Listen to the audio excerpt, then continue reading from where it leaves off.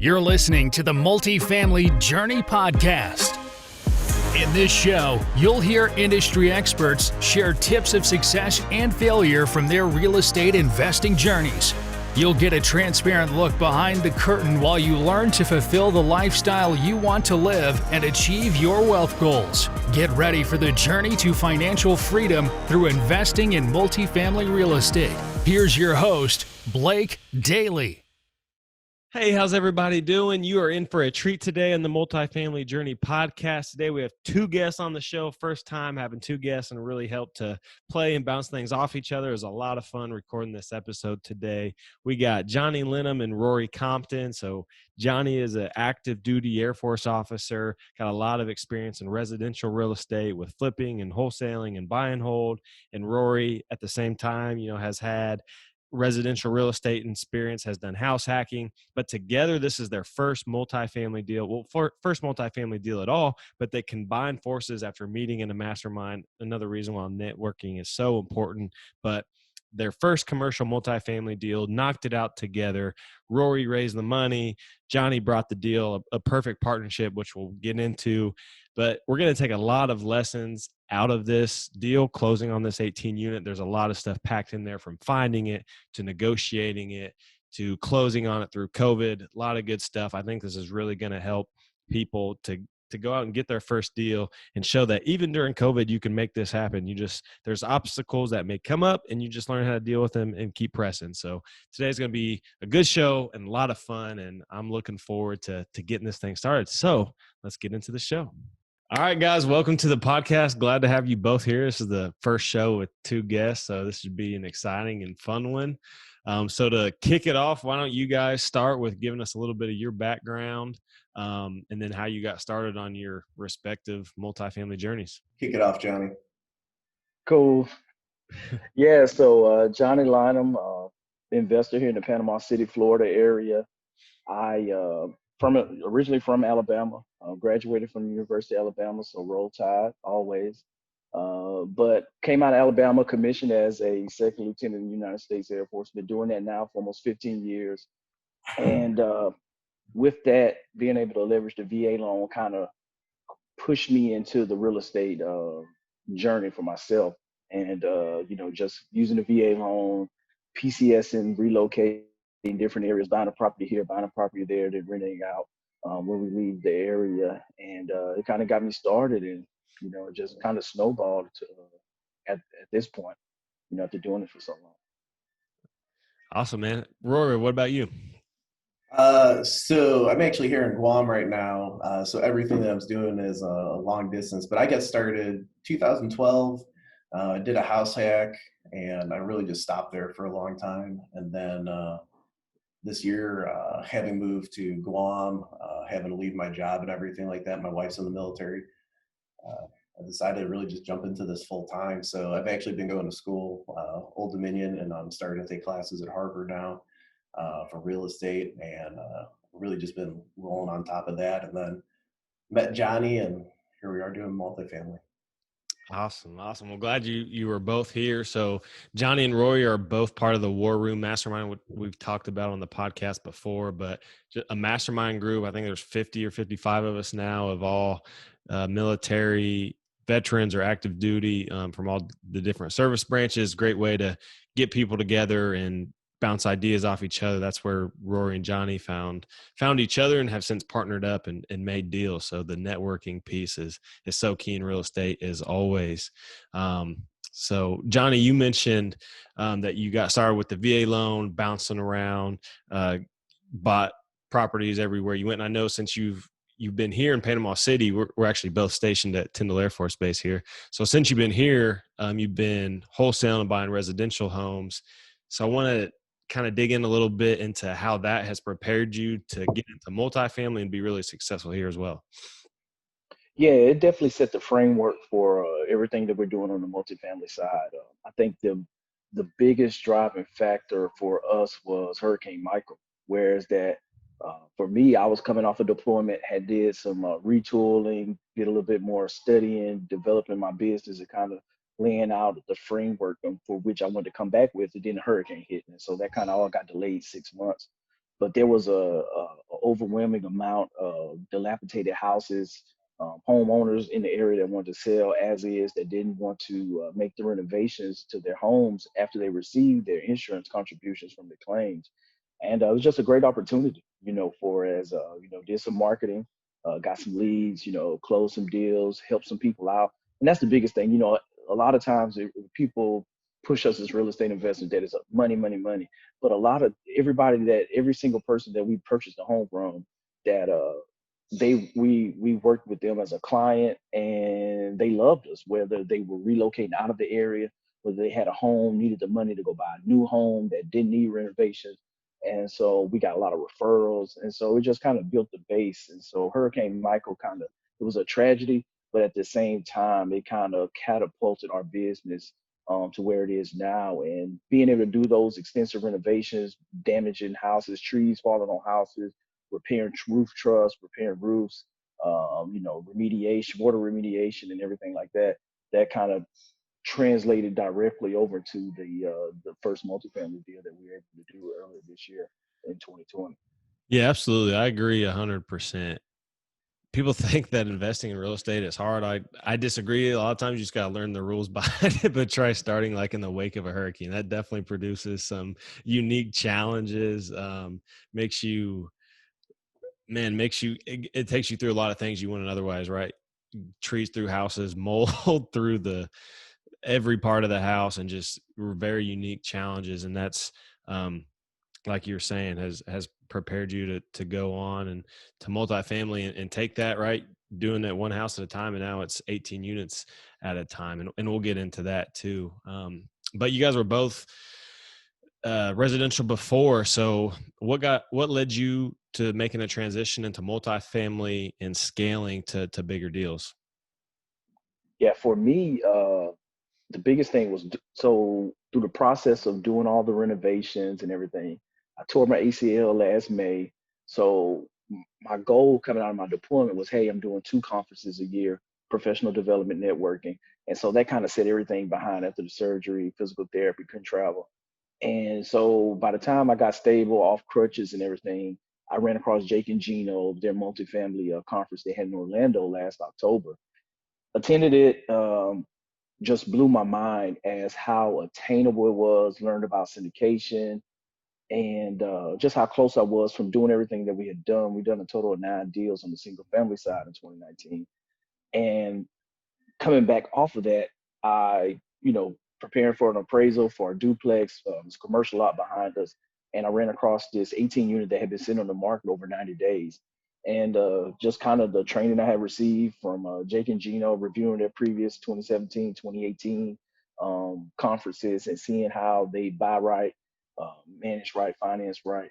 And I kind of jumped into it like, okay, I got the framework from them on how to analyze the multifamily, then to make sure that I underwrite it properly where I don't overpay. And, from there, it was just a matter of executing, working through, issues with CapEx renovations that need to be done before closing, a pandemic, just all that stuff that we had to do. We had to syndicate, raise money, partner up, and did all that and figured it out and got the deal done. So, Yeah, that's great. I think some people might look on that and say, "Hey, you're lucky because the timing worked out." But I think luck is where opportunity meets skill, right? You've been preparing, came across the right deal at the right time, was ready to act on it because you went through. Rory just dropped his camera there. We'll press. Yeah. So, that's a really good point. So Rory, I guess I'll bring you in here on this one. He might be dealing with a kid right now. So we'll dig into this a little bit. So when you were going to Jake and Gino, what do you, and really this is for any conference, how did that set you up to be ready to act once you found the right deal? Like just going through that professional development, as you said, and the educational, building the foundation before you just jump into a commercial deal. The biggest thing was just the networking and just talking to everyday people that's operating in the space and seeing how, hey, these guys are no different than you. Some having experience on the single family side, some having extensive multifamily experience, some having none, in the same place that I was. And so it was encouraging, like, hey, you can do this, and then learn about the syndication, raising money, and then just the biggest thing was just the underwriting and seeing, hey, it's no different. It's just more doors, a different loan product. And the funny part was the financing was way easier than it was for us. The single family side was getting a primary residence funded. That the commercial loan was a little bit less hectic to get approved. So Yeah, it yeah, was, that's a good point. And it's oftentimes with commercial multifamily, if it's over $1 million, then you can have non-recourse, right, and then have it off your, not be liable, and the bank can't come after you. So that's definitely a good perk of the commercial lending as well. So Rory, we'll go over to you now. What made you want to take your transition from residential to multifamily, and what were your steps behind getting into it? It wasn't really actually too thought out. Johnny brought up the deal in the mastermind, and he was explaining it, and I was really intrigued. And I was like, he'd mentioned having some trouble raising money, and so I just pulled him aside after our Zoom meeting one day. I was like, "Hey, man, do you need some help with this? Like, I'd like to be part of the deal. I can bring some cash to the table. I'm pretty sure I can get some other people to bring some cash to the table, and we can make this happen." So that's really how it just got started. And Opportunity and skill. yeah. There was. And it just multifamily just makes so much more sense. Like he was starting to talk about too, especially like from a financial standpoint. Like if you're coming at it from like some financial speak, like you talk about like discount rates, dividend yield, risk premium. Like when you're looking at that cap rate, it just makes so much more sense than having to deal with multifamily or single family, where people are dealing with emotions. They're buying homes, they're not buying investments, right? So Yeah, I see that a lot, and that's what drives up the prices a lot. And I think too, like it can be even simpler, especially people think single family is like the easier way to jump in. But Johnny was just saying, how the commercial loans can oftentimes be easier. But I can attest, and I'm sure Johnny can too, when you have a bunch of single family homes, like the operation and the management of those is not that easy, right? Having them spread out is definitely can be a pain in the butt sometimes. So Johnny, can you kind of speak to that, and how managing this 18 unit that we'll get into next, but how managing multifamily can be a lot easier than managing all those single family homes everywhere? Yeah, you definitely have economy of scale. You got everything located one area. You got less roofs. You got 18 units, and you may only have 4 roofs that you have to worry about. And yeah, so it's a whole lot easier. Whereas if you got houses all over the other side of town and you're trying to run down people, or if you're collecting rent, or if you got service repairs, or just simple thing. Hey, if you just got to change out all the air filters, something like that, you just got to run all around town. Whereas that everything's in one unit in one location, that it's a whole lot easier. That So reminds me, I that's need to start tracking my mileage, how much I drive yeah, around all the properties and doing little things. Yeah. yeah. Sorry, go ahead. I was gonna say there's a good app that you can use for that. The name escapes me. I don't use it like I'm supposed to, but it literally you start driving. It says, "Hey, is this business or personal?" You hit the button, and then boom, it's logging. Yep, definitely need to do that. My wife brought it up. She's like, how much we've been in the car? We should really track our mileage. I was like, you know what? You're starting to think like a real estate investor now. I like it. So Yeah, we've been talking about this 18 unit deal a little bit, kind of referring to it. And I really want to dig into this with you guys because you recently closed. This is your first commercial multifamily deal, and it's a really good story. It's a nice value add deal here in Panama City, Florida. Just recently closed. So I think there's a lot of applicability in this deal and how others can, take the lessons from it. So with this, it's a commercial multifamily deal, so 5+ units. And let's talk about it from closing it to beginning the operation, the value add. So, and just really the whole deal. So I guess to get started, how'd you find it? yeah. So kind of talked a little bit about on the just stumbled across it. So with me, I always help my appraisers when I have appraisal coming up. I was doing a refinance for 3 of my rental properties there in town, and I wanted to find out the value, what the list price was for the lot behind us, and it was a commercial lot. And I ran across this apartment unit sitting on the MLS over 90 days. They had it listed for 1.35 million. This was early December. So it kicked in. Jake and Gino, hey, I got to submit an LOI. Had to go online, find an LOI, tweak it, make it make sense to me, kind of put in some of the contingencies that I cared about. And because there was limited information on MLS, and did that, submitted LOI, too low, came in at $1 million. For me, with the underwriting, I was extremely conservative, came in at 50% expenses. And because I didn't have the rent roll, didn't have the T12 or anything like that to lean on to kind of ascertain where they were for us actually operating the property. Got that feedback from the broker. They wanted to be at 1.1. So we were 100K off. I walked the property. It took like 3 weeks after the holidays. Walked the property kind of mid to late January. Probably walked 90% of the units. And got a good warm fuzzy. Over 10 of the units had already been renovated, new vinyl plank flooring, new kitchens, fresh paint. And it was good. It was good. Whereas that it wasn't a complete turnover. It wasn't going to be an extensive renovation. Whereas that I was comfortable with that, but that meant more funds that we were going to have to raise up front in order to cover that. And but it took a little bit back and forth, and we eventually ended up splitting the difference, ended up at $1,050,000 and going under contract early March. But kind of the avatar of the seller, if you will, was two couples that owned it, retirement age, had multiple businesses, and so they had an active insurance claim that had been going on since the hurricane. And so with all the timing with running other businesses, the apartment had been suffering. And so it had been properly managed.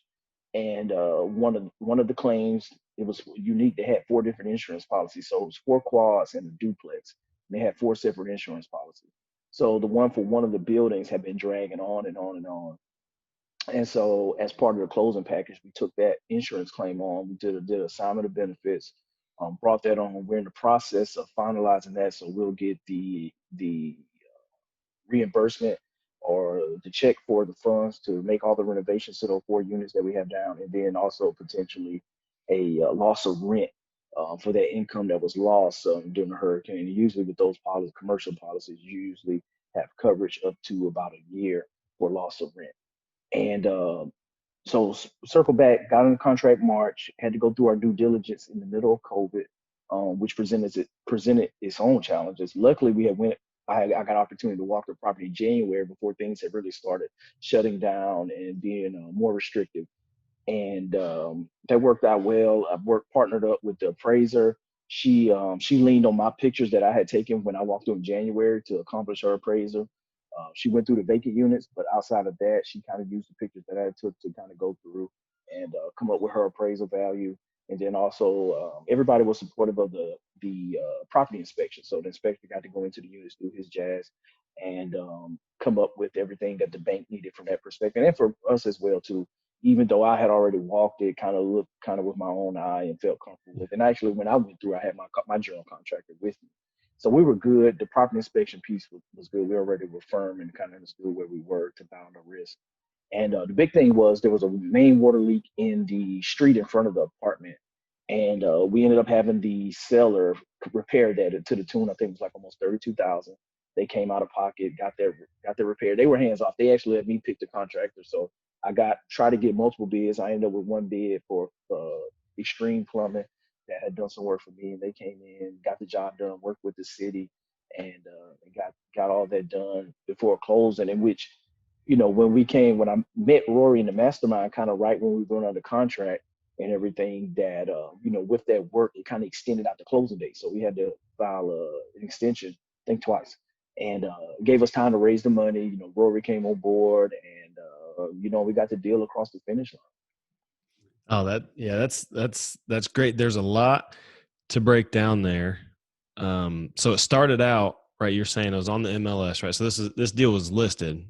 Yep. It was on at, in the winter here in Florida. That's usually the slower point of the market, and it's up there, and it's listed probably a little high, and it sat for 90 days. So these people had it up there for 3 months, probably kind of got tired of it, ready to get it sold. It's probably why we're starting to entertain a lower offer at that point. But when you were finding that deal, you said, or underwriting the deal, you said you were very conservative, right? You knew it needed some work. So, and you didn't lowball, right? You put in where the numbers work for you based on your analysis, and that was at $1 million. I think that's a really good point to break out is when you're making offers, right? It doesn't have to be at the offer price. Like, do your due diligence, find the number that works for you, and then start your negotiation at that point. It doesn't have to be, oh, they're asking $2 million, I'm at 1.9, it'll never work. No, it's part of the negotiation in real estate. So after that, what kind of, due diligence items do you think was really played into making you comfortable with this? Since it was a hurricane damaged home, you said they had some insurance that they had done about 10 of the units had fixed them up post hurricane. So what gave you a good feeling about this with about 8 units being needing some work that you could go in and make this deal work? Yeah, the biggest thing for me, with this being my first deal was the appraisal. With the as-is appraisal came in at 1.24 million. So I was like, okay, we're good. We got almost 200K of equity in this. Without doing anything. Yeah, without doing anything. And then it goes up to 1.34 once we get it renovated. So that was the biggest thing, going in the 4 units. I'm like, okay, we 850 square foot units. It's not large. We've done major projects with, way more extensive than this. So this is really just hanging sheetrock floors, installing 2 HVAC units and, some paint, putting in fixtures and, kitchen cabinets and appliances, and we're good to go. So, from that perspective, it was low risk. But, once I got the appraisal back, I was like, wow, this is a good deal. And, and understanding the dynamic of where our economy was with the base, with us, we received $2.5 billion with the B from the government to rebuild Tyndall. On top of that, we got roughly 1,000 construction workers coming in to execute that money. To a lot of people coming to the area for sure. So bringing in those skills trading. So everybody needs somewhere to stay, and they're gonna be doing that for the next 3 to 4 years. And then after that, we got 2,500 families coming back in. So we got at least 10,000 people coming back into the area 2023, 2024. So from that perspective, and it's just a workforce housing, C-class neighborhood. So whereas that allow, everybody that comes with that, in the high paying jobs and things like that, working for the government, but you got to have services to support them, whether it's restaurants, grocery stores, you name it. And so that's where a lot of our hospitals, a lot of the people that live in our community work. And so from there, after the hurricane too, it took out a lot of housing units, and now people are in need of nice renovated units like you're doing here. So it's providing a service to the community, and it's part of knowing your market, right? So yeah, I think that fits perfect. Your strategy fits into this market so well, and everything's playing out because you know the market. So really before up to the point of the contract, it sounds like, Johnny, you found it, did the negotiation, went back and forth with the seller, found a price that worked, and then in comes Rory. You guys combined forces. So how did that come about? I know you mentioned the mastermind, but how did that come about? And what turned out to be each person's role in the partnership? Yeah, so he brought it up in the mastermind, said that I could bring some cash to the deal. And it's been Johnny's deal the whole time. Like, he ran it, he did everything to it. But I looked over everything too, right? Like, if I'm going to put my name on this deal, I need to make sure that it's a good deal. And there's tons of upsides, like we've already discussed, the fact that we don't have to bring a whole lot of cash to the table for the renovations because of the insurance claim. I think that's a pretty awesome part of this deal, and it's pretty unique. Not something you hear a whole lot about. And then the constriction in the market with availability of units. We underwrote it at older market rates, right? But we're expecting that to bump up, and I'm sure that you've probably seen that too with all the demand in the area, that you can ask a lot more. Not that we're going to do that, there's families in there, right? Like, everyone, it's easy to get labeled slumlord in this, to bring up the bad word there. But no, it's about providing good, safe, quality housing. Yeah, absolutely. And market rents are on the rise. It's a prudent decision to keep up with market. Obviously, you don't want to gouge people, but if they're going to rent another renovated unit for X, you want to be at Y that's closer comparable to that, right? So I think that's a really good point to make, because that can make or break your investment if you have it under rented compared to the market. Exactly. We want to do the right thing for people, but the numbers still have to work. Like it's a job. This isn't, you're just collecting mailbox money. It's nice when everything starts to roll and stabilizes, but there is work that goes into this. But kind of circling back there, what our roles going forward, I'm the finance guy. If it doesn't require someone to be there, it's mostly my job, right? Johnny's there, located in the States still. I know we'll hit this a little later, but there's another deal that we're looking at. He drove 10, what did it take you, 10, 12 hours to get up there? 12 hours. That's dedication right there. Yeah. 12 hours to go do a walkthrough. That's really how it breaks down. So, I do a lot of financials, I do the investor relations, I'm underwriting, I'm calling brokers, I get up at like 4 a.m. because of the 15-hour time difference. I got like 3 hours where I can pick up the phone and talk to people. Yeah, and all that stuff is so valuable in multifamily, right? Because you need both pieces. You need the finances, the investor relationships, and you need the deal. And you guys pair up perfectly. And I love how this partnership is structured, because, you can't really do a deal without, one without the other. If you got a bunch of money and you can't find good deals, you're SOL. But if you got a deal and can't find money, yeah, you gotta have both pieces. So, and Rory, you said you've been doing all this from Guam, so you're out there in the middle of the Pacific somewhere. So how have you overcome like long distance investing? Because you're way out there. How has that worked out? I know your schedule's off. It's like early morning there right now. So how's that worked out for you? The thing I did was I called my cell provider and I got about 5,000 long distance minutes. Gonna need that. Yeah. It wouldn't be any different from being in California and buying something on the East Coast. You just got to set up the time to, like I said, you got to pick up the phone, you got to call the brokers. And so COVID, it sucks. Like there's been a lot of horrible things going on. For me, with what I'm trying to do, though, it's been really beneficial because everyone's pushing to online, Zoom, Google Meets, whatever. Yeah, it's playing to your advantage right now. Yeah, it was like perfect for me. As far as getting started, there probably wasn't a better time.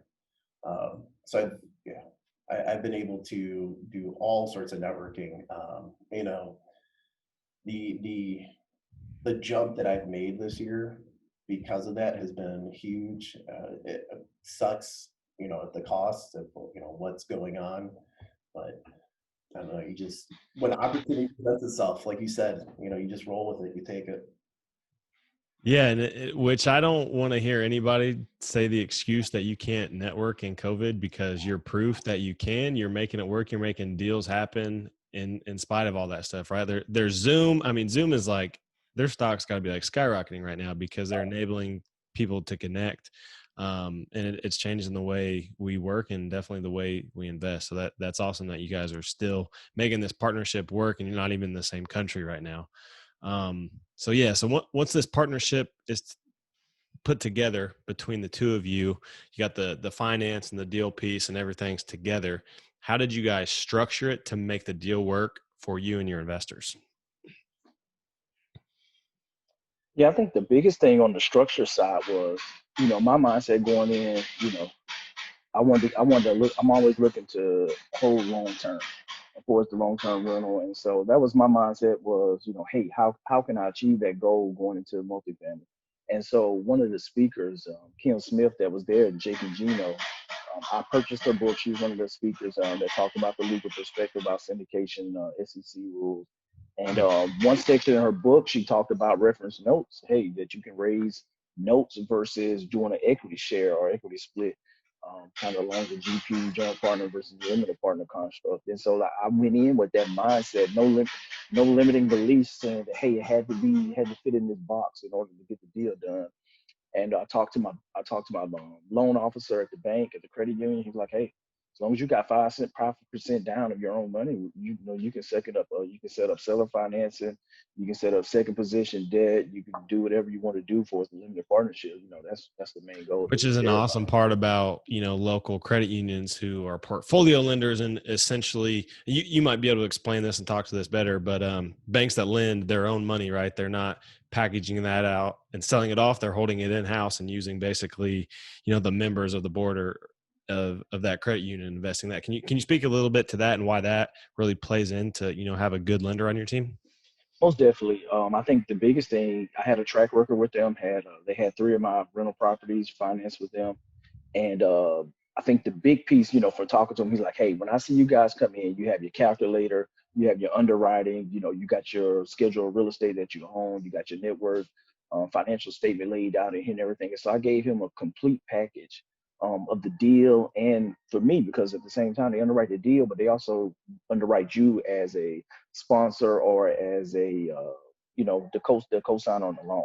Yep. And it was good to kind of get that feedback like, hey, yep, this is something that we care about. It makes their job a whole lot easier, and it gives them a sense of confidence in you when they see that you've able to do your own due diligence, because they're going to do their underwriting as well too. Absolutely. And if both of those kind of bounce off of and kind of tell the same story, then it gives them a sense of confidence in you. And if you have a track record with me, this is my first multifamily, but I have managed other rental properties, and it worked out well. And I think the biggest thing that was a game changer and eye opener for me was that they literally, to approve this loan, he takes his package in. He knows my story, he knows the deal, he's underwrote the deal, and like you said, it's a board, and it's a yay nay. Hey, I like the deal, or I don't like the deal, and so going into that was just shocking. Whereas that I can guarantee you that they're not doing that for any FHA or conventional loan when you're going in and asking, say, hey, are we going to approve this or not? No, it's not happening. You went in there and actually saw them, right? They're tapping their sticks on the ground. Yay. That's awesome. Yeah, so I have the same lender. We have Johnny and I use the same local credit union here in Panama City, and like he's saying, they're such a good people, or such a good organization to have on your team, right? If you find a local portfolio lender that knows the rules of the game, that they are familiar with you, and if you bring them everything they need up front, they see you got your stuff together, and it makes the process so much smoother. And then you're also building a relationship because you're talking to those people at the bank who are actually voting on the loan, essentially. So the relationship, you can have a real relationship with them. And like you're saying, you started with the other properties with them, and it made this one that much easier. So that's awesome. And for the raise, so you guys, you raised the money, but decided to go debt instead of equity positions. Can you speak to that and, why the risk and reward played into that so well, and how it's set up now?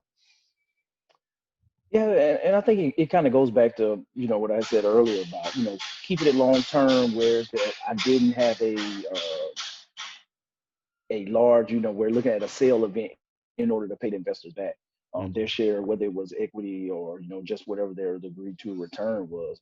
And so that's kind of where, kind of leaned in and said, hey, we're going to do a debt position. But at the same time, most of the multifamily, depending on the extent, the level of renovation that you have to do, some of them can go from 5 to 7 year hold times. If you got a large 400 unit apartment that you need to turn over and do a large capex or large renovation on, then it can take some time to turn those units over. You can't do that overnight. And so we had a smaller time frame to get our plan and business plan executed. And so we ended up going with a 2-year note, whereas that we know we could have everything up and running, have 100% occupancy, and then look to refinance the property at that point in time. And so right now the investors, they'll get 7% return each year for those 2 years. And then we're going to do a share of the equity once we do the refinance, that they'll get a share of the equity, whereas that they'll actually walk away with a 34. Each one of them will, depending on their level of contribution, they'll walk away with a 34% return at the end. There is no better asset class for building wealth than real estate. And in most instances, people don't have the time or energy to invest in it on their own. So how do you build wealth with real estate when you lack the time and energy? Leave that to the Growth View Properties. The Growth View team finds, negotiates, and manages multifamily assets for private investors. Their mission is to help investors secure the ultimate asset, which is time, all the while impacting the greater good with their endowment fund that fuels the mission of charitable organizations. Find out more by going to thegrowthview.com. That's view with a VUE.com. Put your money to work so you don't have to at thegrowthview.com. Yeah, that's awesome. I love that structure, right? Because to break that down, Rory and Johnny syndicated the deal, but oftentimes you hear about syndication as equity position, like a 70-30 split, sometimes with a preferred return, but they instead use debt. So they use promissory notes for each investor to where they have physical ownership still tied to the asset. They're basically like little banks, right? The bank is in the first position and then all the investors fall behind that, but they all have recourse on that, ownership tied to the property, which is cool, right? And then because this is, like you're saying, a little bit lower risk play because the renovation is already cooked into the deal with insurance money, right? You don't have to bring extra money for that. The insurance is going to cut you a check and then pay you for the last full year of lost rents while this thing was, affected by the hurricane. So you're going to have a big cash influx into the deal. So it allows you to run, a more efficient operation, which brings back the risk profile and helps investors. And they also get equity on the back end of the refinance. So really it turned out to be a sweet deal and a great way to structure this thing. And you guys only had to put 5% down with the local credit union. So when you talk about putting these deals together, and financing, this was definitely a creative way to make this deal work. And it's just knowing all the pieces, right? You got to have the education. Yeah, Rory. So Johnny's underselling the creativity a little bit, which Johnny tends to do. He's a pretty humble guy, so I'll brag a little bit for him because he's a stud. Anyways, so it wasn't just a 2-year note. There's an option for a 3rd-year extension in there as well, right? So we gave ourselves another avenue if we need it. Like, there's no reason the renovation shouldn't be there. If for some reason that we happen to not meet our obligations, right? We have that year to extend. We can sell it if we need to. But that's something that he, like I said, Johnny undersells. He's a humble guy. So I'll brag for him. But he was really, it was really smart, really creative. He didn't just go, okay, we got 2 years, then we're gonna have to find a bridge loan or something like that. He just baked it right into the note. Yeah, absolutely. That's, the creativity into the deal is what made this one, right? It could have been a whole different deal if you guys would have went all equity or, paid all cash, right? There's different ways to make a deal happen. Can you speak to, on other deals, other syndications, what options there are for people looking to raise money or put these deals together? I think this is a great example of creativity. Just, provide some other ways people can get into the game. Right. So we're talking about other deals and their equity and debt, right?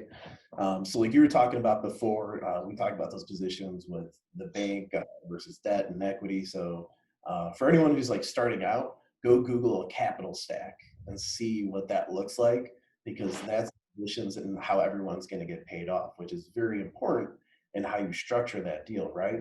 So, for us being first-time investors, this was our first multifamily at least. I think it was good to put that debt position, right? It was a big selling point, I think, for the investors. But going forward, I kind of mentioned that we're looking at some other deals. We're going to start doing some equity positions, right? We're going to have to get that like 20 to 25% down payment, operational accounts, enough for renovations as well. So how do you break that down? As you start to get into the underwriting and the financial side, they have something called the waterfall, right? So for new people, think of like you got buckets and then water goes into one, and once that fills, it goes into the next one. And so what happens is as each one fills, you get what's something called a promote, right? So say our investors bring 90% to the table, we bring 10% to the table, and we do something at, like a pro rata, or you might hear a pari passu, okay? Where we're splitting at 10 and 90%, but then we hit our 8% pref, which is what we're planning on doing with this next one. And that's 8% preferred return, right? Meaning investors get paid before any of this waterfall stuff takes place. Yep. Yeah, learn the lingo, right? definitely going to help you secure more deals when you're not asking everyone, what does that mean? What does that mean? Yeah. Right? Especially you're asking brokers that. So, as we hit that 8% preferred return, our, investors have made, for this one, it's a cash on cash versus an IRR. So that's something to go look up for you guys too.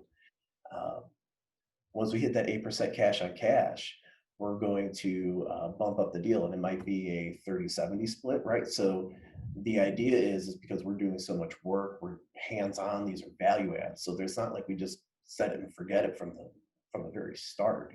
We're doing renovations, we're putting better tenants, and we're repositioning. That's our incentive, one, for the investors, right? We talk about alignment of the alignment of I'm totally blanking on the word, but you want to align your guys' priorities, right? You don't want to make it totally one-sided where you start having all these acquisition fees and asset management fees. So what you want us to do is you want us to do well, and that's where we get that promote, right? We do so well that you're making more money, and we're going to get a bonus for it, right? Just like you would in like any other, especially because this is really financial, any other kind of financial job. If you do really well, what happens? You get a bonus, right? Yep. And So are you saying in the future, looking at structuring deals to where there's a preferred return with waterfall instead of asset manager fees and things like that, so that you guys, if you manage well, then you get the increase? Is that correct? Yeah. Sorry, I know I dive into it. No, you're the finance guy. I love breaking it. That's exactly. I'm gonna give him a call sign here live on the show. I'm gonna call him Rory, the Ivy League investor. There you go. All right, Rory, the Ivy League investor. I like that one. Yeah, we definitely pick and choose who we talk to, right? All right, well, Ivy League, let's break this down real quick, because I think this will be really helpful to people when they start looking into deals. What is the difference between, high level cash on cash and IRR when you're looking at your return? Oh, I love this question, actually. So, Good cash one. on cash, right now, we think that's really the best way to go with our investors. It's a much simpler concept to digest as well. Yep. So cash on cash is very similar to what you think of when you just hear ROI. How much money did you make on how much you put in, right? So something in the finance world is we have something called the time value of money. Most of people think, well, if I put $1 into something today, it's worth less tomorrow because of inflation. That is true. However, what the time value of money is talking about is you put $1 into something today and it grows, right? So $1 today is more important than $1 tomorrow. It's worth more than $1 tomorrow. It's not just because of inflation, which everyone gets spun up on, right? So the IRR captures the time value of money, and it captures multiple cash flows, both in and out of the deal, right? So for me, I think IRR is way more important. When I'm looking at a deal, I'm thinking IRR because I'm going to put money in now, and I'm going to get money out. And the higher that IRR is, the more money I have to put into the next deal, right? So we started talking about like the velocity of money and where you can spread it and put it into all sorts of different things. Spoken like a real Ivy Leaguer. You don't even need to pay Harvard for those classes anymore. Harvard needs to be paying you to give the lessons. Professor on here. But cash on cash is a great metric. It's very easy to wrap your head around. If you were just starting to get into this, you're not wrong, right? As you get more comfortable with this and you start investing in more things, whether you're doing syndication, stocks, whatever you want to do, I think IRR is the better metric.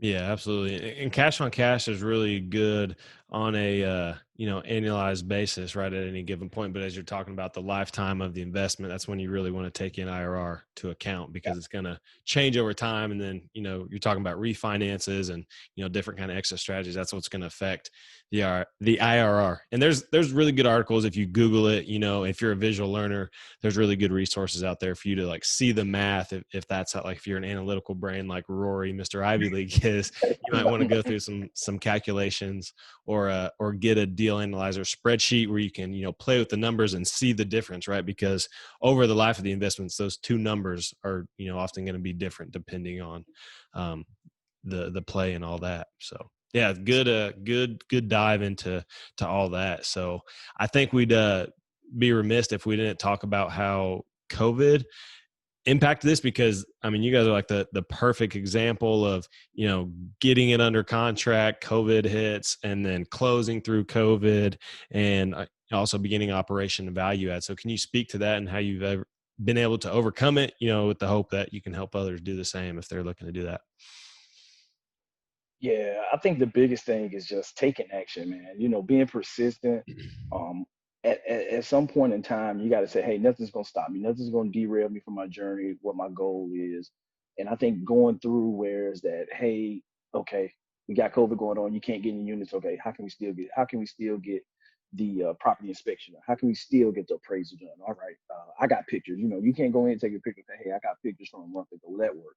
You know, so, you know, being hands-on, you know, not just sitting back, waiting, okay, pay for the inspection. I'm gonna wait 2 weeks for it to come back. It's like, no, you know, it's a team sport, you know, getting on the phone, talking to them, hey, you know, we're working with these constraints. How can we still get to yes? How can we still get the deal done and still move things along? And, you know, it's a lot of brokering, you know, calling the city, checking permits, you know, talking to the inspector, the appraiser, the bank, making sure, hey, they understand, hey, we're going to be delayed here. Talking to the broker, hey, we won't be able to get this done fast enough. We need to start working the extension. Hey, we're not going to take title in my my flipping LLC's name. We're going to change. We're going to stand up a new company and bring on new LLC. So we need to modify the contract and get that done. I need to go through, hey, stand up, file with the Secretary of State, get an EIN, all of that stuff. Work with my syndication attorney. You know, Communication. Yeah, you definitely want to have yes, you know, all you your got to broker the deal. on the page. Yep. That's And huge. so everybody, you know, you just gotta you can easily say one thing, oh, it's not gonna work, it wasn't meant to be, you know, but you can't take that approach. You gotta just grab the bull by the horns, and you gotta know, hey, if I'm fighting a bear, that you better help the bear, because I'm coming out on top. I'm winning, baby. I like it. Yeah, I like to think of it because there's always stuff that pops up. I like to think of it like hurdles and track, right? Like you're running around the track like on a 400-meter hurdle race. If you want to make it to the finish line, you're going to have to jump over some hurdles. If you just keep running straight, you're going to fall down, fall on your face, right? You got to learn how to get over those hurdles. And those hurdles, you know, with COVID, there's a lot of them. You just got to, you know, learn your technique, get your technique right, and make it over that next hurdle. And then put your eyes on the next one, because there's another one coming until you finally make it to that finish line. So I think that's great. Communication is always key, really, with any real estate deal, especially in COVID. So that's really good stuff. So now you guys made it through that. Well, we're still dealing with COVID, right, on the collections and everything like that with tenants. So that's not going away, but you guys are handling it. So I guess as you get into the management and you're managing now, how has that, you know, how is managing it gone right through these times with the tenants? Yeah, I think, you know, that's something that Rory and I, we talked about kind of going in, hey, you know, leading into it, we dealt with COVID, and we knew coming out on the backside, it was still going to be there. So we had time before we actually got hands on with it to have that plan set up. And I think one of the things that we came up with was leveraging Section 8, whereas, as you already had said, there was a shortage of supply of housing in the area, quality housing. And it's guaranteed government assisted program, whereas that, you know, now, you know, we bring on 3 or 4 new Section 8 tenants into the property. It allows us to kind of hedge our risk of not being able to cover our debt service. Say, for instance, if the CDC decides to give a moratorium on paying rent or evictions for the rest of the year, and everybody just says, hey, screw you, landlord, I'm not paying anymore. How do you navigate in that area?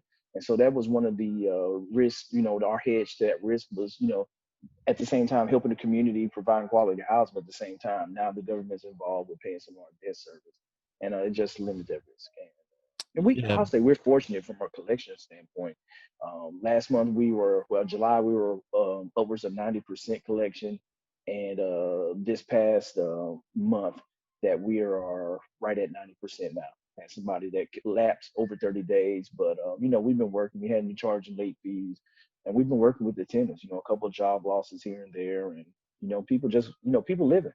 And being able to have that ability to help them get through this time at the same time that, you know, we're taking care of our tenants, and it's allowing us to be able to continue to move forward with our business. Yeah, I think that's a great approach. You guys are self-managing, right? Johnny has boots on the ground, currently self-managing the property. Yeah, for the time being, but and I went in. I wanted to get 2 or 3 months. I thought we would have got the renovation piece going sooner, and I wanted to be hands on with that piece. But I'm turning it over to a property manager, or we are here later this month. We've done one interview and still got to do a phone interview with one. But I think we're going with the first guy, and then that way they'll take over 1 October, uh, operate then November, and then I'll PCS out to the Northern Virginia area there around the Thanksgiving holiday. And we'll become asset managers at that point. And we got a little experience hands on managing the 18 units. So that'll kind of help me with some of the subtleties as we look at doing more deals in the future with the management Yeah, that's great. I piece. think, Rory, you got a piece to add to that? Yeah, I'd just like to say something about Section 8 because it's been great. Our Section 8 tenants have been some of the better tenants. We have, I want to call her a problem tenant, right? Like, just because of COVID, the rules of, good communication and working with somebody haven't gone out the window. So we have one tenant who's been hard to get a hold of. We know that she's gotten some of our messages. She might be the one that has to go. But our Section 8 tenants, the other people who have been having trouble, when they talk to us, when they're in good faith and like, hey, this happened, it's like, all right, well, we can work with that, man. Thank you for coming and letting us know. Don't make us guess, right? So, we haven't had those problems with Section 8 tenants. So Section 8 always gets a bad rap.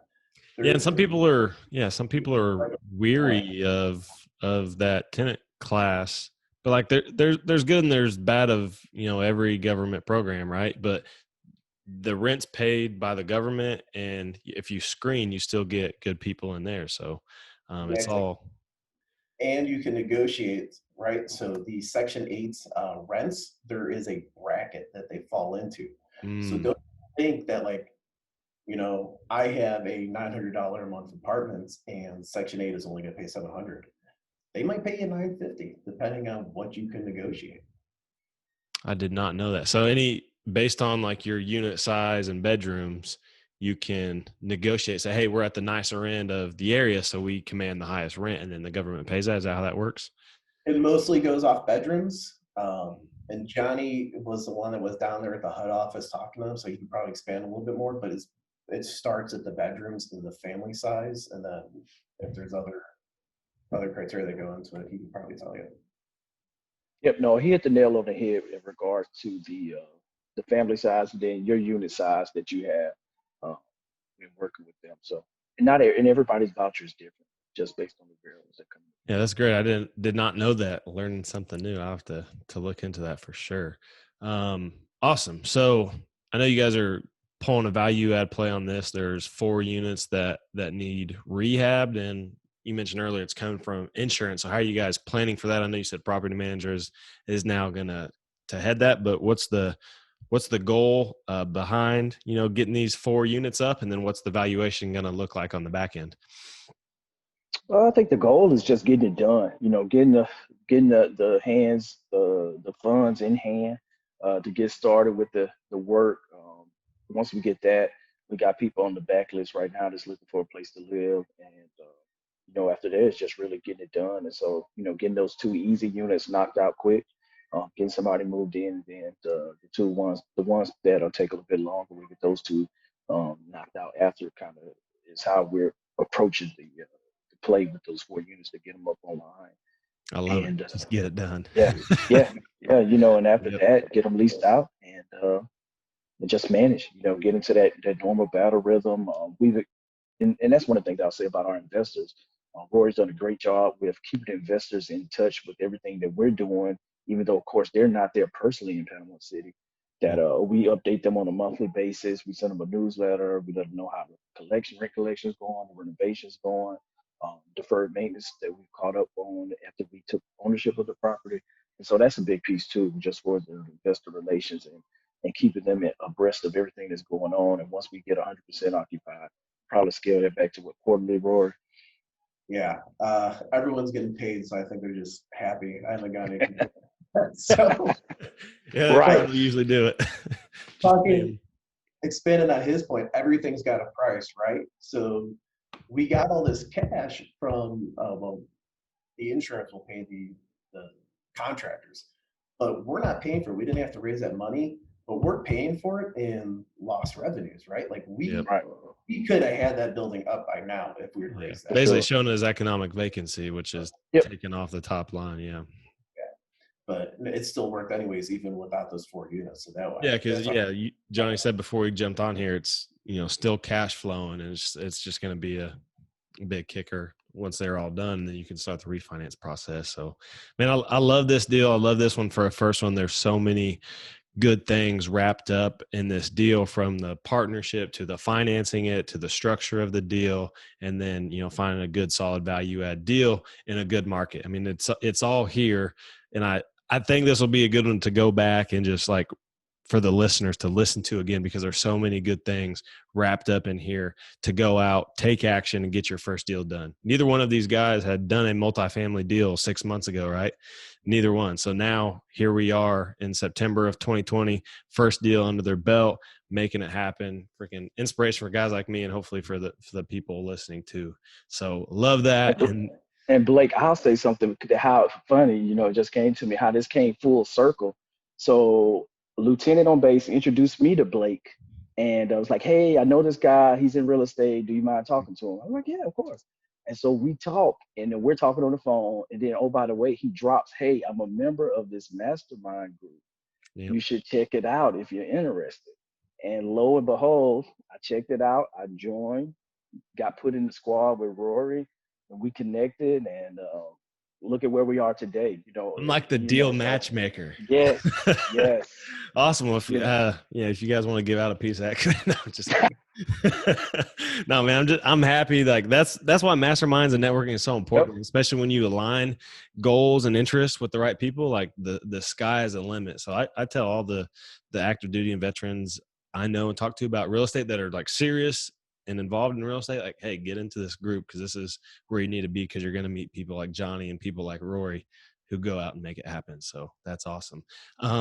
So now you guys, all this progress, making this happen, and you hear about the law of the first deal all the time, right? Like, just take action, get the first one done.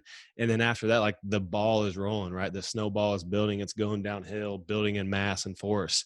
And now you guys are working on your next deal. Can you talk a little bit about that? How the progress just keeps going? Yeah. For me, it was just confidence.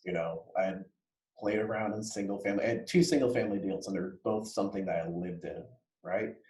And having Johnny, he like I said, he undersells himself, right? He's always humble. Johnny's been more of a mentor in how this whole partnership is going. Like, he's really experienced with all his burrs and his flips and stuff like that. I didn't have that. So it was really easy for me to work with him. And now that I have him on my team, it definitely gives me confidence going forward. I've really fallen into my role with the underwriting. So it's just, we already know, we've already seen some of those hurdles as you're talking about. Yep. Love it.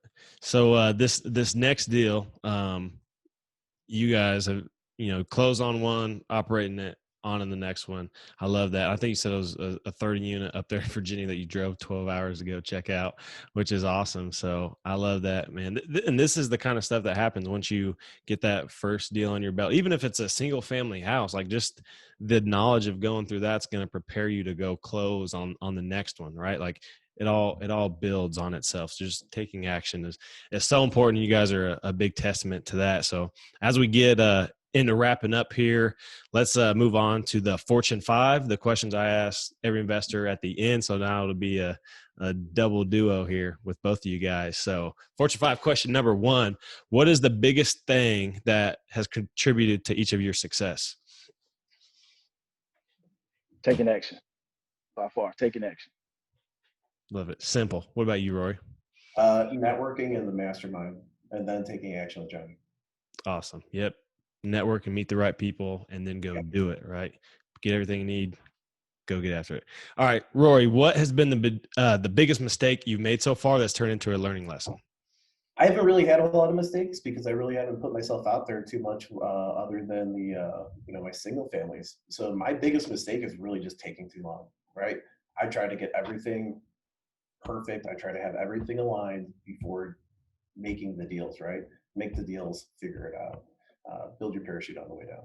Yeah, get to the 80% solution and make it happen. Build the bridge as you walk across it. Worry about it when you get there. Just go. Love it. What about you, Johnny? What's the biggest mistake you've made so far that's turned into a learning lesson? I think the biggest one was my very first well, not bird, but my very first flip that I did in Alexandria, Virginia. We ended up, so I got hard money, got the deal done, but my hard money guy that he charged a flat 10% fee on the money. So whether you used the money a month or you used it 12 months, he got his flat 10% fee on the loan. And so that was a learning experience. We ended up doing the deal, and our whole period was, I think, right around a little bit over 5 months. And but I still had to pay 12 months of interest on the loan, and it worked out. He ended up making more money than I did on the deal. So I think he made 23K. I made like around 15K, which I could have made about additional $10,000. But it was a learning experience. I hadn't made that mistake again, and so. So that our money lender, he's thinking, man, I got to do the next deal with Johnny. And you're thinking, oh yeah, he called me back. He was like, oh yeah, he was adamant. He was like, hey, you got another deal? Like, no, not for you. You got to change the terms around. That's funny. So for each of you guys, what's your favorite resource to get started in real estate, whether it's a book, a website, podcast, whatever? Rich Dad, Poor Dad. Rich Dad, Poor Dad. I love it. What about you, John? It's the same for me. For me, I didn't have the investing mindset. I'll tell you, I had an electrical engineering degree coming out of college, but I had like zero IQ when it came to how the stock market worked, how companies go to IPOs, they become public trading companies, how real estate worked. And so it kind of gave me that business investor mindset when you look at the quadrants of being an employee versus somebody who owns their own business and invests, and just how you trade your time for money. And so for me, it gave me that mental shift to start looking at investment vehicles. And for me, real estate was kind of the asset class that I leaned on once I got that knowledge. Yeah, I think I agree 100%. That's really the first, book I read that got me started on my journey. Like it's what got me to Bigger Pockets, and started reading Brandon Turner's books, and started listening to the Bigger Pockets podcast. Man, to think, that you don't have to trade your time for your money and make your money work for you, because that's what the rich do, just blew my mind, right? Like when I read that. So yeah, if you haven't read Rich Dad, Poor Dad yet, go like on Amazon, buy that book. It's like $12 and it'll be the best $12 you ever spent. So I agree. That's awesome. So for both of you guys, what do you guys like to do outside of real estate? I'm pretty big into jiu-jitsu. So yeah, I like to, we travel, being out here in Guam, a lot of international travel. So I've got to do some tournaments in Japan. I've got to do some jiu-jitsu in Korea. That's something I really want to try out. So jiu-jitsu is definitely on my list. What about you, Johnny? Yeah, I think the biggest thing is just really spending time with the family, with the wife and kids, and having 3 kids, it's a lot. For the time, you got my Air Force job, my commitment there, then, running a business outside of that, and then still trying to be a husband and dad. So, wrapping up whatever it is that I have to do with the kids, whether it's sporting events, getting out in the yard, just playing around. So things like that, man. I love it. The wholesome life. I like that a lot. So last question of the Fortune 5, where can people find out more about you and connect with you guys? Yeah, so I think for me, Instagram, Mr. Operation Restore, for the website, especially those looking, because I do some education stuff too, consulting, and then for those investors that looking to invest, Operation Invest, so opinvestnow.com, the website, and on Facebook, Johnny Linum, and and you can reach me there if I set up a time on the calendar, and love talking real estate. So I like that. Depending on when this podcast gets released and people hear it, my website might be up, thelifestylecapitalist.com. If not, just reach out to me on Facebook or Instagram at Rory Compton. Otherwise, lifestylecapitalist.com, you'll find it on Instagram and Facebook as well. Awesome. Well, definitely link up with these guys. They will absolutely, take your request. Like they will seriously put you on the calendar and talk to you and give you advice. Always love talking to these guys. So thank you guys both for coming on the podcast, talking this 18 unit deal. What's next, how to get there. So extreme value for all the listeners, and we'll have to do it again next time you lock down that next big deal or something. For sure. Thank you, man, for the opportunity. Hey, thanks for listening. If you like the show, if you found value in it, please go to iTunes and leave a rating and review. And if you want to check out more on your multifamily journey, go to multifamilyjourney.com, where you can get free resources to start your journey and figure out your path. That's multifamilyjourney.com. But more importantly, go take action today towards your financial future. See you next time.